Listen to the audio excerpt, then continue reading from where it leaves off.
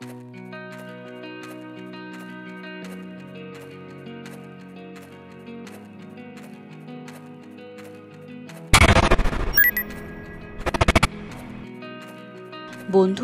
7 colours travel ব্লগে স্বাগত। আজ আমরা শুরু করছি এক নতুন সফর, এক নতুন অভিজ্ঞতা। রাতের কলকাতা যেন এক অন্য শহর। দিনের কোলাহল মুছে গিয়ে ধীরে ধীরে ঢলে পড়েছে আলোর জাদুতে। আমরা বেহালা থেকে যাত্রা শুরু করলাম, গন্তব্য হাওড়া স্টেশন। রাস্তা ফাঁকা, ক্যাবের জানলা দিয়ে কেমন যেন এক নেশার মতো অনুভূতি আসছে। বেহালা ছেড়ে এগিয়ে চললাম তারাতলার দিকে। লাইটের হলুদ আভায় পথগুলো যেন অন্যরকম লাগছে। দিনের ব্যস্ততা নেই, শুধু শহরের নিস্তব্ধ সৌন্দর্য। খিদিরপুর কলকাতার এক পুরনো অধ্যায়। এখানকার ডকইয়ার্ড এখনো জীবন্ত, কিছু জাহাজ নোঙর করা, আর পাশে কয়েকজন শ্রমিক রাতের বাতাসে একটু বিশ্রাম নিচ্ছে। গঙ্গার হাওয়া গায়ে এসে লাগছে, আর এই নিস্তব্ধতা যেন এক গল্প বলছে।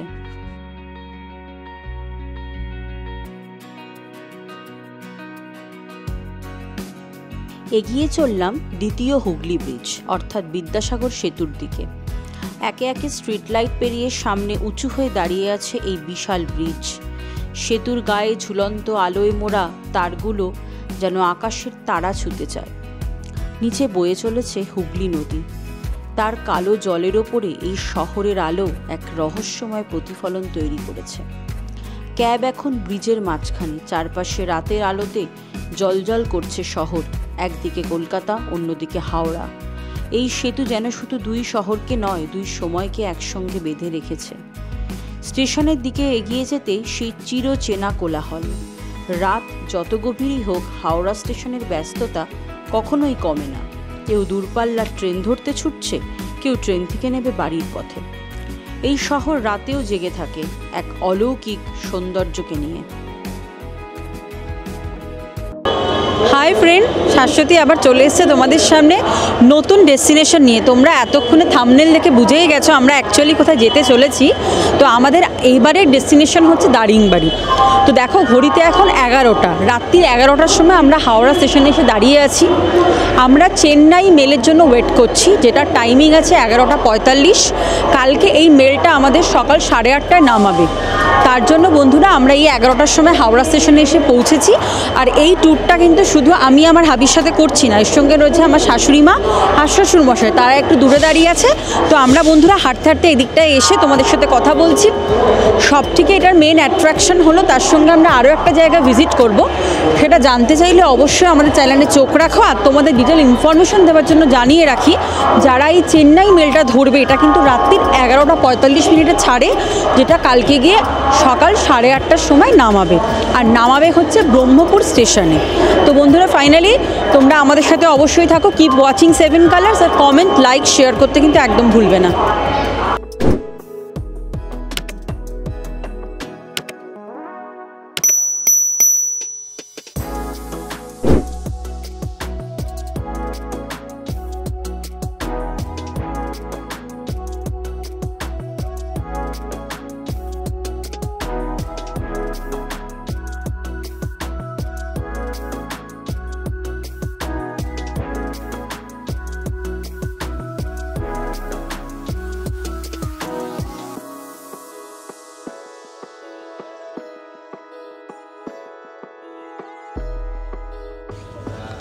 গুড মর্নিং বন্ধুরা, এখন ঘড়িতে 7টা বাজে। এই ট্রেনের দোলাচলের মধ্যে কোনো রকমে তো ঘুমিয়েছি, আধা ঘুম আধা হয়নি। আর ট্রেনটা বন্ধুরা আমি বলেছিলাম তোমাদের, কালকে ইনফরমেশন দিয়েছিলাম যে 8:30টার সময় নামিয়ে দেবে, কিন্তু সেটা হয়তো হবে না, কারণ ট্রেন কিন্তু 45 মিনিটস এখন অবধি লেট আছে। সেটা হয়তো আরও ডিলে হতে পারে, সেটা এখনও কিছু কনফার্ম করা যাচ্ছে না। তো দেখো বন্ধুরা, ভুবনেশ্বর অলরেডি আমরা ঢুকে গেছি। তো ভুবনেশ্বর ঢুকে দেখতে পাচ্ছি ভালোই এখানে বৃষ্টি হচ্ছে। এখানকার ওয়েদার কিন্তু একদম কমফোর্টেবল নয়, প্রচণ্ড জোরিয়ে বৃষ্টি পড়ছে। সারা রাত ধরেই কেবল বৃষ্টি হয়েছে।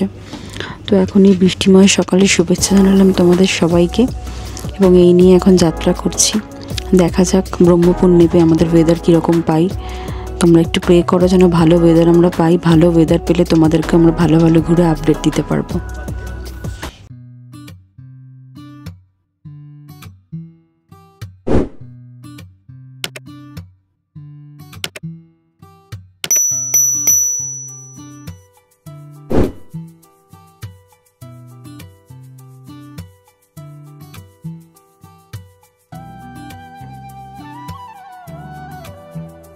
চোখের সামনে খুলে গেল এক অসাধারণ দৃশ্য, চিল্কা লেক।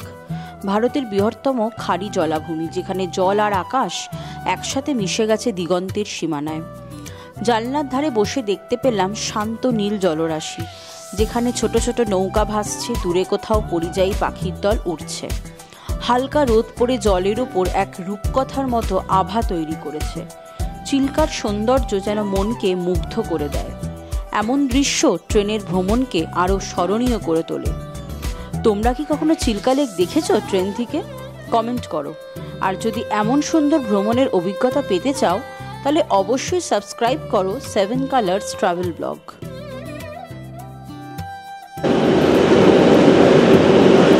ফাইনালি এসে পৌঁছে গেছে বন্ধুরা ব্রহ্মপুরে। ঠিক 10টার সময় আমরা নামলাম। বলেছিলাম ফার্স্টে 45 মিনিট, কিন্তু নয়, সেটা 1 ঘন্টা 15 মিনিটের ডিলে আছে। তারপর আমরা ফাইনালি এসে পৌঁছেছি। তো প্রথমে ভেবেছিলাম যে টেম্পারেচার হয়তো খুব ঠান্ডা ঠান্ডা কিছু হবে, বাট না, নেবে দেখছি ভালোই গরম লাগছে। তো আমরা স্টোলফুল সোয়েটার যা যা নেসেসারি থিংস সব ক্যারি করেছি, কিন্তু তারপরেও সবথেকে বড় কথা এসে প্রচণ্ড গরম লাগছে। তো এখন তো নেবে গেলাম ট্রেন থেকে। এরপরে এখান থেকে আমাদের ফাইনাল যে ডেস্টিনেশন, সেটা যাব দারিংবাড়িতে। তো আমরা এখন যাচ্ছি বন্ধুরা, আর গিয়ে তোমাদের যেতে যেতে রাস্তার সমস্ত অভিজ্ঞতা শেয়ার করবো এবং আপডেট দিতে থাকবো আমরা কী কী জায়গা ভ্রমণ করছি।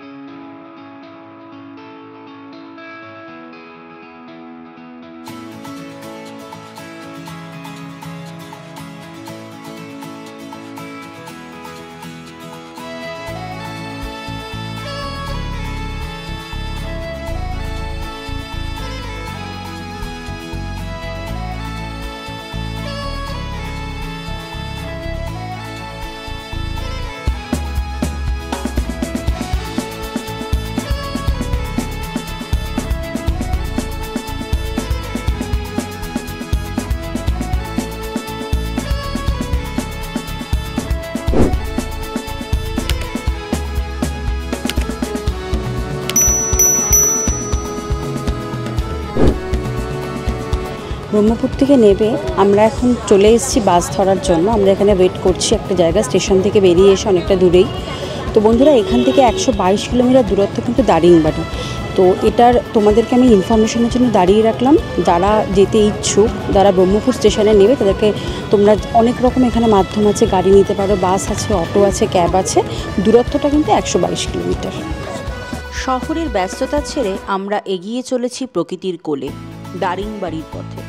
একটু একটু করে বদলে যাচ্ছে দৃশ্যপট। শহরের কোলাহল পেরিয়ে রাস্তা ঢুকে পড়ল ঘন সবুজের মাঝে। চারপাশে ঘন অরণ্য, ঢেউ কালানো পাহাড় আর পরিষ্কার নির্মল বাতাস। রাস্তার দুই পাশে সারি সারি গাছ, যেন প্রকৃতি আমাদেরকে স্বাগত জানাচ্ছে। একবার দারিংবাড়িতে পৌঁছালে প্রকৃতির অপরূপ রূপ যেন মুগ্ধ করে যায়। পাহাড়ের মাথা থেকে সূর্যাস্তের দৃশ্য মন কেড়ে নেয়। এখানকার কফি বাগান, ঝর্ণা আর শীতল বাতাস এক অনন্য অভিজ্ঞতার সঞ্চার করে। যদি প্রকৃতির কোলে এক মন ভোলানো সফর তোমরাও পেতে চাও, তাহলে একবার অবশ্যই ব্রহ্মপুর থেকে দারিংবাড়ির রুটটা ঘুরে আসো। লম্বা রাস্তা, পাহাড়ি পথ আর তীব্র ক্ষুধা এক অনন্য ভ্রমণের অনুভূতি। সকাল থেকে পাহাড়ের রাস্তায় ঘুরতে ঘুরতে পেটের খিদে চূড়ান্ত পর্যায়ে পৌঁছে গেছে। ঠিক তখনই চোখে পড়ল রাস্তার ধারে একটা ছোট্ট হোটেল। বাইরে কাঠের বেঞ্চ, ভিতরে ধোয়া ওঠা গরম গরম ভাতের গন্ধ। দেরি না করে ঢুকেই পড়লাম। থালায় এলো গরম গরম ভাত আর ডাল, সঙ্গে ফ্রাইং প্যানে টাটকা আলু ভাজা। 1 চামচ মুখে দিতেই যেন এক আলাদাই স্বাদ। তারপর এলো শুক্তো, সেই পরিচিত হালকা তিতো অথচ স্বাদে ভরপুর। আলু ফুলকপির তরকারি গরম গরম ভাতের সঙ্গে একেবারে জমে গেল। আর যেহেতু বাঙালির ভোজন মাছ ছাড়া পূর্ণ হয় না, তাই এলো ফ্রেশ ফিশ কারি, হালকা মশলায় রাধা কিন্তু অসাধারণ স্বাদ। শেষ পাতে ছিল চাটনি, একেবারে সম্পূর্ণ খাবারের তৃপ্তি। এই পাহাড়ি পথে এসে এমন এক সাদামাটা অথচ অনবদ্য খাবার না পেলে সত্যি অপূর্ণ থেকে যায় এই ভ্রমণ। তোমরা কি এরকম পাহাড়ি সফরে রাস্তার ধারে খাবারের স্বাদ নিয়েছো? কমেন্ট করো। আর এমন দুর্দান্ত ভ্রমণের গল্প পেতে অবশ্যই সাবস্ক্রাইব করো 7 কালার্স ট্রাভেল ব্লগ। গরম ভাত, ডাল, মাছ আর চাটনির অনবদ্য স্বাদ নিয়ে মন একেবারে তৃপ্ত। কিন্তু সফর তো এখানেই শেষ নয়। আবার এগিয়ে চললাম, এবার বাসে চেপে দারিংবাড়ির পথে। সামনে এলো সুরাদা ড্যাম, এক প্রশান্ত জলরাশি যেখানে পাহাড়ের ছায়া পড়ে তৈরি হয়েছে এক স্বপ্নের দৃশ্য। ঝিরিঝিরি বাতাস আর শীতল পরিবেশে মুহূর্তের জন্য মনে হলো এখানে নেমে কিছুক্ষণ বসি, কিন্তু পথ তো এখনো বাকি, তাই এগিয়ে চললাম। এরপর চোখে পড়ল ঋষিকুল্লা নদী। স্বচ্ছ জল বয়ে চলেছে পাহাড়ের বুক চিরে, সূর্যের আলোয় জলের ওপর এক মায়াবী ঝিলিক।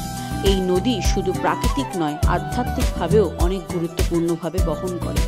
আর এখানেই তো উড়িষ্যার বিখ্যাত অলিভ রিডলে কচ্ছপরা তাদের ডিম পাড়তে আসে। তারপর এলাম কুন্তেশ্বরী মায়ের মন্দিরে, এক রহস্যময় শতাব্দী প্রাচীন দেবীর মন্দির। এই পাহাড়ি পথে এমন একটা পবিত্র জায়গায় এসে মনটা একেবারে শান্ত হয়ে গেল। প্রকৃতি আর ভক্তির এক অপূর্ব মিশ্রণ যেন এই জায়গা। দারিংবাড়ি যাওয়ার পথে আমরা চলে এলাম আমাদের প্রথম ডেস্টিনেশন মাতা কুন্তেশ্বরী দেবীর মন্দির।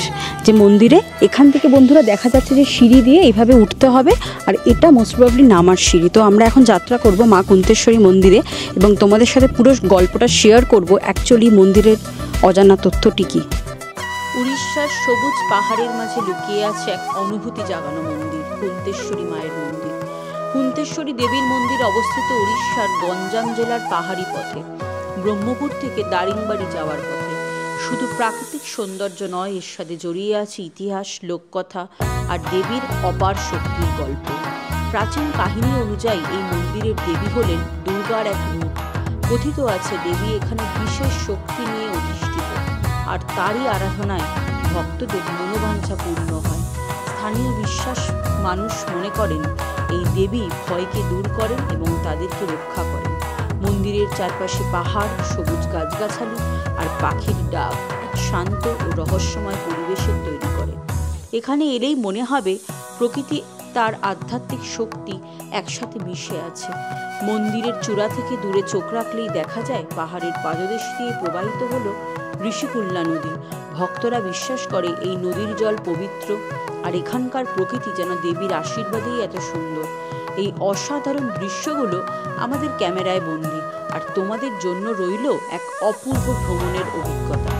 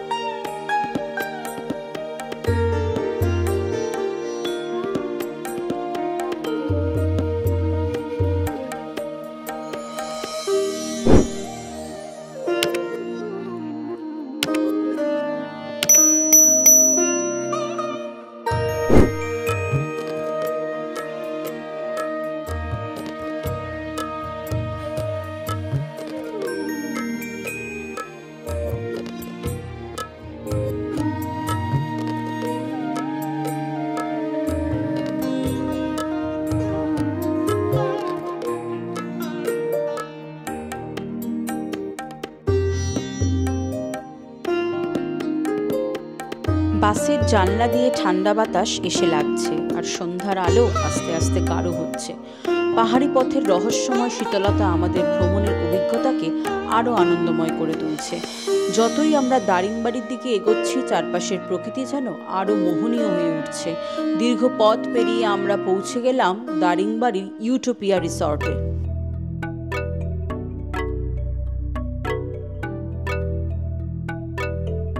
বন্ধুরা ফাইনালি চেক ইন করলাম। এটা হলো ইউটোপিয়া রিসর্ট, অসাধারণ সুন্দর। তোমাদেরকে পুরোটা আমরা ঘুরিয়ে দেখাবো, মানে অসম্ভব ভালো বিউটি। এত রিসর্ট ঘুরে এসেছি, এত সুন্দর ভিউ আমি পাইনি কখনো। অসাধারণ জায়গার মধ্যে একটা এসেছি। ভেতরে সুইমিং পুল থেকে তোমার এখানে একটা ছোট করে অনুষ্ঠানও হয় প্রত্যেক দিন, তার ব্যবস্থাও করা আছে, মাঠ আছে, ফুলের বাগান আছে। তোমার যেভাবে খুশি তোমরা এখানে এসে এনজয় করতে পারো। এত সুন্দর রিসর্টটা, তোমাদেরকে পুরোটা আমরা ঘুরিয়ে দেখাচ্ছি। সুন্দর একটা টয়লেট দিয়েছে, সুন্দর নিট অ্যান্ড ক্লিন বেড আছে, তার সঙ্গে আবার তোমার টাওয়েল সেট, পিলোর সেট রাখা আছে, সুন্দর আয়না আছে, টিভি ক্যাবিনেট দেওয়া আছে, তার সঙ্গে বসে খাওয়ার একটা অদ্ভুত সুন্দর জায়গা দিয়েছে। তার সঙ্গে আমাদের মেনু কার্ড থেকে চা কফি টি এর ব্যবস্থা আছে, ইলেকট্রিক কেটেল দিয়েছে, সব কিছু মানে এভরিথিং ইজ ওয়েল প্ল্যান্ড। আর সব থেকে বড়ো কথা, খাওয়ার জায়গাটার পাশেই জানলাটা পুরো কাচের, যেটা থেকে একটা অসম্ভব বিউটি দেখতে পাওয়া যাচ্ছে। খুব সুন্দর, খুব সুন্দর।